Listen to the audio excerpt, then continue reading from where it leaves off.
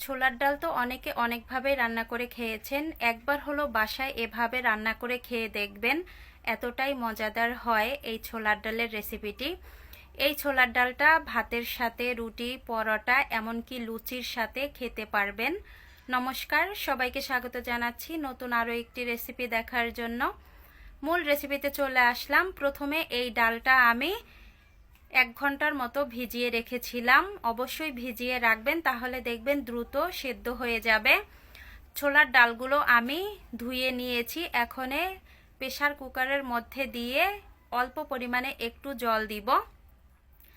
জলটা দেয়া হয়ে গেছে। এখন আমি ঢাকনা দিয়ে ঢেকে চলে যাব চুলায়। গ্যাসটা অন করে দিয়েছি। মাত্র একটা শীষ দিলেই নামিয়ে নিব।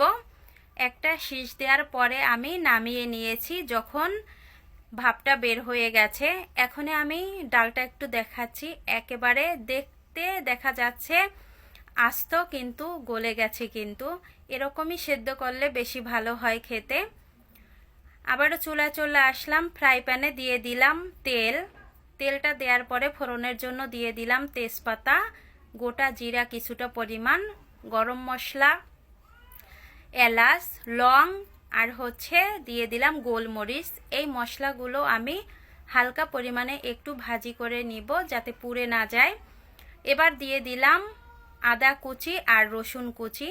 এখানে আমি কুচি করে দিয়েছি, আপনারা চাইলে পাটায় বেটেও দিতে পারেন, তবে কুচি করে দিলেও খেতে বেশি ভালো লাগে। এই মশলাটা একটু কষিয়ে নিয়েছি। এবার আমি এখানে দিয়ে দিলাম পেঁয়াজ কুচি। পেঁয়াজগুলো আমি ভাজি করে নিব। পেঁয়াজগুলো আমি 2 মিনিটের মতো ভাজি করে নিয়েছি। যখন কালারটা একটু পরিবর্তন হয়ে গেছে, এ পর্যায়ে আমি এখানে দিয়ে দিব একটা টমেটো আর কাঁচামরিচ। এগুলো আমি ছোট করে কেটে নিয়েছি। এবার এই মশলাগুলো আমি আরও 3 থেকে 4 মিনিট কষিয়ে নিব। কষিয়ে নেওয়া হয়ে গেছে। এখন আমি অল্প পরিমাণে একটু জল দিলাম। জল দেওয়ার পরে এখন আমি এখানে গুঁড়া মশলা দেব।